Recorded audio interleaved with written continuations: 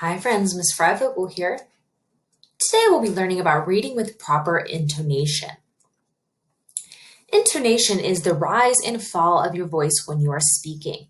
So anytime you're talking, if your voice goes up and down, that's the intonation of your speaking. When we're reading, it's really important to read with proper intonation. So when we know when our voice should be going up and when our voice should be going down. All right, go ahead. Tell me out loud, what is this punctuation? If you need help, is it a period, a comma, a question mark, or an exclamation point? Right, it is a question mark. Question marks go at the end of a sentence when someone is asking a question. When you read a sentence that asks a question, you should raise your voice at the end. That's how we're going to practice our intonation today.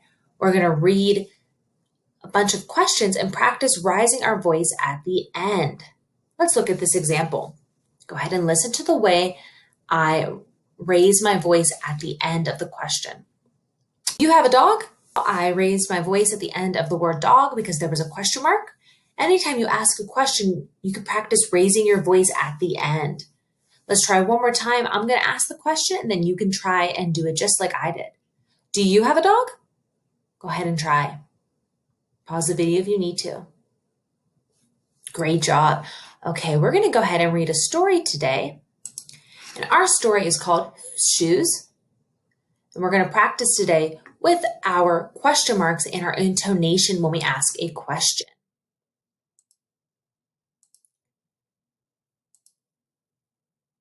All right, I'm going to go ahead and start our story. Most people wear shoes, but some don't. The first shoes you ever wore were soft and very small. If it's cold outside, you wear boots. If it's hot, you wear flip-flops. Your favorite shoes might be blue or silver.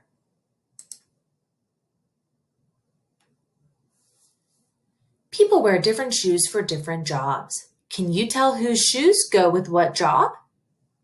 Let's look at this first picture. Whose shoes? All right, so let's reread page number 13. People wear different shoes for different jobs. Can you tell whose shoes go with what job? Whose shoes? See how my voice, I raised my voice at the end of our question. Can you tell whose shoes go with what job? I raised my voice. Whose shoes? I raised my voice again. I changed my intonation to fit our question mark. I want you to try to repeat page 13 after I do, working on raising your voice at the end of the question marks. People wear different shoes for different jobs. Can you tell whose shoes go with what jobs? Whose shoes? Pause the video if you need to repeat that. Make sure you're paying attention to the question marks. A ballerina. Whose shoes? Go ahead and repeat that. Whose shoes? A farmer. Whose shoes? Go ahead and repeat that. Whose shoes? A firefighter. Whose shoes? Go ahead and repeat that. An Army National Guard soldier. Whose shoes? Go ahead and repeat that. A soccer player. Whose shoes? Go ahead and repeat that. A construction worker. Whose shoes? Go ahead and repeat that. A post office worker. Whose shoes? Go ahead and repeat that. A chef. Whose shoes? Go ahead and say that with me. Whose shoes? A clown. Whose shoes will you wear one day? Let's say that together. Whose shoes will you wear one day? Making sure our voice is rising at the end of our question. Great job with our story today.